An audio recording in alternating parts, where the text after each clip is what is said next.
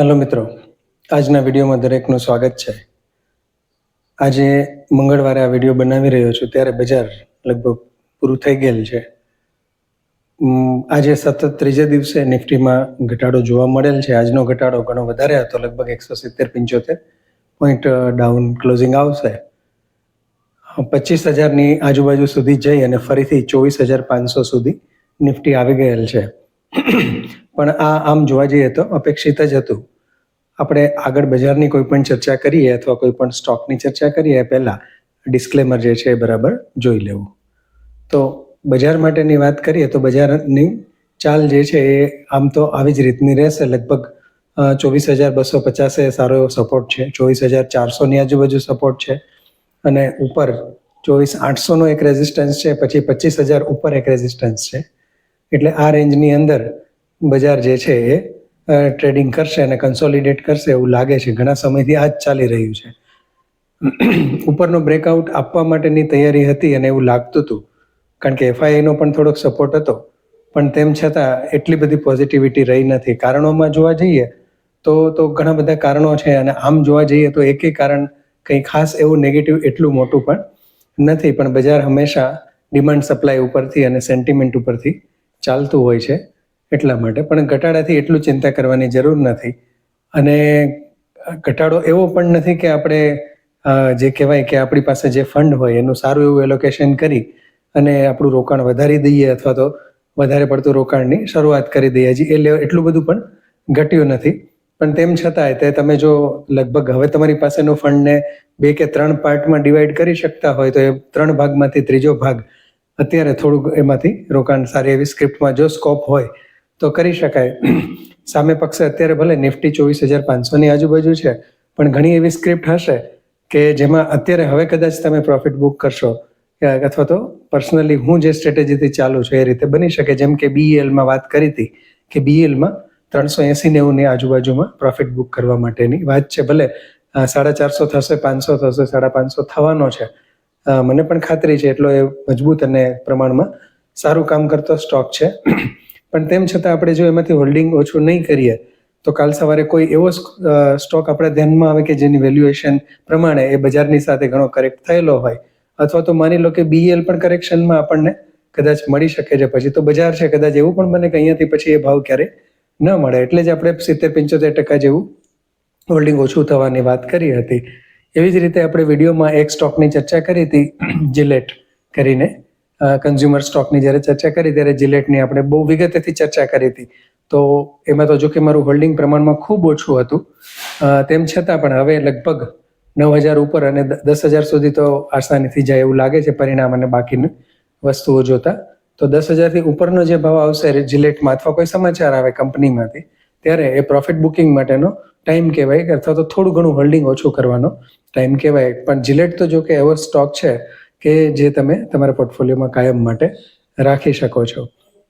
આ વાત થઈ જનરલ. પણ હવે આજે જે આપણે એક સ્ટોકની વાત કરવાની છે, એ ચર્ચા જે કરવાની છે એ છે આપણા માટે એક નવો સ્ટોક કે જેની લગભગ આમ તો ઘણા સમયથી સ્ટડી ચાલતો હતો, પણ કન્વિક્શન નહોતું આવતું અને ખાસ તો એના પરિણામની રાહ જોવી હતી. માર્ચનું રિઝલ્ટ જે છે એની આપણે વેઇટ કરતા હતા.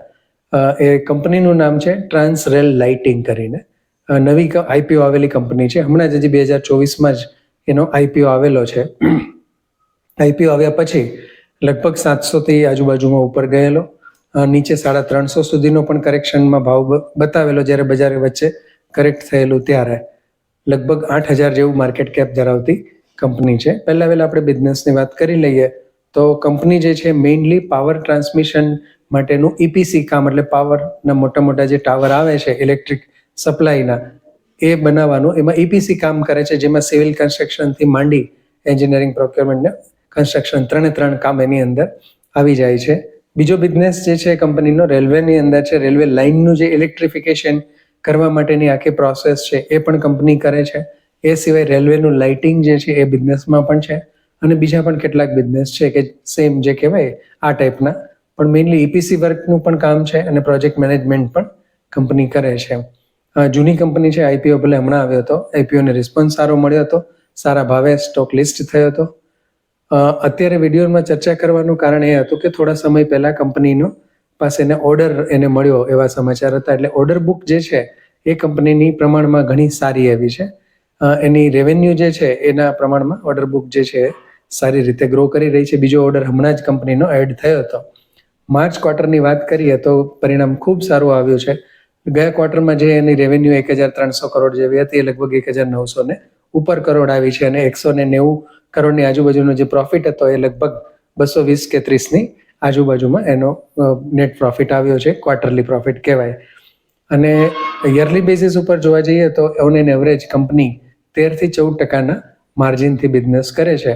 તો આ પ્રકારના સેગમેન્ટવાળી કંપનીઓ જે છે એમાં માર્જિન પ્રમાણમાં સારો કહી શકાય. કંપનીના ડાયરેક્ટ કોઈ પણ કોમ્પિટિટર એવા નથી, પણ છતાં ઇનડાયરેક્ટલી આ જ પ્રકારના વર્ક ધરાવતી કંપનીઓ જે છે એની અંદર કેઈસી ઇન્ટરનેશનલ આવી જાય છે, એબીબી સિમેન્સ છે, સીજી પાવરને પણ થોડાક અંશે ગણી શકાય કેટલીક બાબતોમાં. પણ એક્ઝેક્ટલી ને પિયર ટુ પિયર કમ્પેરિઝન વાળો બિઝનેસ લગભગ કોઈ કંપનીનો નથી. પછી આ કંપની જે કામ કરતી હોય એનો થોડોક પાર્ટ કોઈ કંપની કરતી હોય, અથવા તો ટ્રાન્સલેટ લાઇટિંગ જે છે બીજી કંપની કામ કરતી હોય એનું થોડોક પાર્ટ કરતી હોય, એવું બની શકે છે. બિઝનેસ જે છે પ્રમાણમાં સારો છે. બંને સેક્ટર સનરાઈઝ સેક્ટર જ કહી શકાય. પાવર સેક્ટર માટે કોઈ પ્રશ્ન જ નથી આવતો. કોઈના માઇન્ડમાં એ બાબતે ડાઉટ નહીં હોય આવનારા સમય માટે. હમણાં જ કારણ કે આપણે થોડા સમય પહેલા જ ટ્રાન્સફોર્મર સ્ટોકની, અપાર ઇન્ડસ્ટ્રીઝથી માંડી અને બીજા પણ ઘણા સ્ટોકની ચર્ચા કરેલી.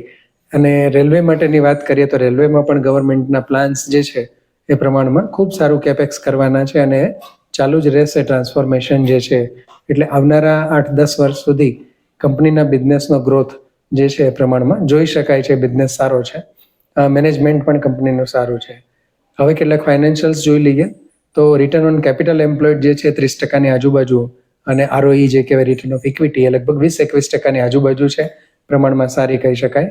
27-28નો પીઈ છે, એટલે એટલો બધો મોંઘો નથી અને સાવ સસ્તો પણ નથી. અને એમાં પિયર કંપનીઓની કમ્પેરિઝન કરીએ તો અત્યારે પ્રમાણમાં સારી વેલ્યુએશન્સથી મળે છે. છેલ્લે થોડોક વધારો આવ્યો છે, લગભગ છેલ્લે દિવસે 10-15%નો વધારો હતો. એનું કારણ કંપનીનું એક રિઝલ્ટ સારું છે અને ઓર્ડર મળ્યો આ સમાચારથી લગભગ 670ની આજુબાજુ કંપનીનો ભાવ પહોંચી ગયો છે. એટલે એવું જરૂરી નથી કે તરત જ એ સ્ટોક માટે વિચારવું જોઈએ, પણ એને વોચમાં રાખી અને જ્યારે પણ થોડું કરેક્શન આવે કે વેલ્યુએશન વાઇઝ થોડુંક બજારના ઘટાડા સાથે જ્યારે પણ એમાં કરેક્શન આવે તો એ ભેગા કરવા. મારું પોતાનું થોડું ઘણું હોલ્ડિંગ પર્સનલી એમાં છે, એ એક ડિસ્ક્લેમર આપી દઉં. પણ આ સ્ટોક જે છે એને અત્યારે હું કોર પોર્ટફોલિયોમાં હજી નહીં રાખો, સર્ક્યુલરમાં જ રાખી. સર્ક્યુલર એટલે ટૂંકા ગાળામાં જેની લેવેચ આપણે વારંવાર કરતા હોય એવો સ્ટોક જે એ પોર્ટફોલિયો છે એની અંદર આ સ્ટોકને રાખીશ. પછી આવનારા ક્વાર્ટર હજી 2-3 ક્વાર્ટર જોવાના થાય ત્યાર પછીથી જો એમ લાગે કે કંપની સારા રેટથી ગ્રો કરે છે, અત્યારે તો રેવન્યુ ગ્રોથ પણ સારો છે અને પ્રોફિટ ગ્રોથ પણ સારો છે, પણ આને આ વસ્તુ જળવાઈ રહે તો પછી એને લાંબા ગાળાના સ્ટોકમાં પણ રાખી શકાય એવો છે. કારણ કે આ સ્ટોકની અંદર વધવા માટેનો સ્કોપ જે છે એ ઘણો છે પ્રમાણમાં. બિઝનેસના પ્રમાણમાં સારું કરી રહ્યો છે અને આગળ પણ ભવિષ્ય કંપનીનું સારું દેખાય છે. એટલા માટે કોઈ પણ લેવા કે વેચવા માટેની એ ભલામણ કે કોઈ ટિપ્સ નથી. કદાચ પણ આ વિડીયો જોઈને તમે વ્યૂ બનાવો તો કંપનીનું તમારું પોતાનું સ્ટડી કરો, તમને કેવો લાગે છે. તમારા ફાઇનાન્શિયલ કોઈ એડવાઇઝર હોય તો એમની પણ સલાહ લો. નાના રોકાણકારો છે એમના માટે તો ખાસ કહીશ કે તમારાથી જેટલું થાય એટલું તમે સ્ટડી કરો. અહીંયા હું જે કંઈ ડિટેલ્સ આપું છું આ સ્ટોકની, પછી એના પી રેશિયો હોય, આરઓસી હોય કે આ બધું હોય, એ તમે પોતે પણ ઘણી બધી જગ્યાએથી જાણી શકો છો. પણ પર્સનલી હું તો ઘણો ડિટેલ સ્ટડી કરતો હોઉં છું, ભાવની મુવમેન્ટથી માંડી અને પ્રાઇસ ડિસ્ટ્રીબ્યુશનથી માંડી, ડિલિવરી પર્સન્ટેજ જે છે એ કેટલા રહેતા હોય છે. પછી ચાર્ટ પેટર્ન છે, ચાર્ટ પેટર્નમાં આ સ્ટોકની અંદર નીચે ડબલ બોટમ બનાવી અને સ્ટોક પ્રમાણમાં ઘણો ઉપર આવ્યો છે. પણ અત્યારે ડબલ બોટમથી જે કાંઈ એને ઉપર વધવાનો સ્કોપ થવો જોઈએ એ સુધી, અથવા હવે જે કહેવાય કે થોડે સુધી પહોંચ્યો છે. કદાચ હજી અહીંયાથી પણ ડબલ બોટમની પેટર્ન ઉપર આપણે ફિબોનાકી એડજસ્ટ કરી અને આગળ ઉપર જોઈએ તો એ પ્રમાણે એમાં હજી અપવર્ડ સાઇડ થોડી ઘણી દેખાય છે. પણ તેમ છતાં જ્યારે આપણે મોમેન્ટમ ટ્રેડિંગ જ કરતા હોય, ડે ટુ ડે ટ્રેડિંગ ન કરતા હોય, ત્યારે પ્રાઇઝની પાછળ ભાગવું નહીં. ખાસ કરીને એક દિવસમાં 10-15-20% વધેલો સ્ટોક હોય તો બહુ વિચારીને ચાલવું. ભલે એવું બની શકે કે આવનારા 2 દિવસ પણ હજી 2-5% કે 10% સુધી વધી શકે છે, પણ થોડું કોશિયસ ચાલવું જો આપણે લોંગ ટર્મ માટેની વાત કરતા હોય તો. કારણ કે હજી પણ આપણે આ ચેનલમાં બહુ શોર્ટ ટર્મ ગેઇન કે ટ્રેડિંગ માટેની વસ્તુ ડિસ્કશન હજી આપણે આ ચેનલમાં નથી કરતા. થોડું ઘણું મોમેન્ટમ માટેનું ટ્રેડિંગની વાત કરીએ છીએ કે લોંગ ટર્મમાં બેનિફિટ કરતા હોય એવા સ્ટોકની વધારે આપણે ફક્ત ચર્ચા કરીએ છીએ. પર્સનલી ક્યારેય પણ મારા તરફથી આ સ્ટોક લેવો જોઈએ કે વેચવો જોઈએ એવી કોઈ પણ એડવાઇસ નથી આપવામાં આવતી. તમારો સ્ટડી કરી તમારો પોતાનો વ્યૂ બનાવી અને ત્યાર પછીથી નક્કી કરો. કારણ કે વિડીયોમાં આપણે ઘણા બધા સ્ટોકની ચર્ચા થતી હોય છે, તો એમાંથી ઘણી વખત એવું બને કે તમારો પોતાનો પણ સ્ટડી હોય અને થોડો ઘણો કંઈ ડાઉટ હોય તો તમને ઘણી વખત એમાંથી માર્ગદર્શન મળી રહેતું હોય છે, કંઈક વિગત મળી રહેતી હોય છે. આ આપણો મુખ્ય હેતુ છે. કોમેન્ટ જે છે 2 વિડીયોની જોવાની બાકી છે મિત્રો, પણ હવે પછીના વિડીયોમાં એનો સમાવેશ થશે. અને હવે પછીના વિડીયોમાં આપણે જ્યારે ચેનલ શરૂ કરી એમાં આપણે બીજા વિડીયો સુધી પહોંચ્યા છે, તો ત્રીજા વિડીયોમાં કે આગળના વિડીયોનો સ્ટોકનો ડિસ્કશન પણ બીજા કોઈ પણ સ્ટોકની સાથે સાથે જરૂર આવશે. લાઇક, શેર અને સબસ્ક્રાઇબ ચોક્કસ કરજો મિત્રો. ધન્યવાદ. જય હિન્દ.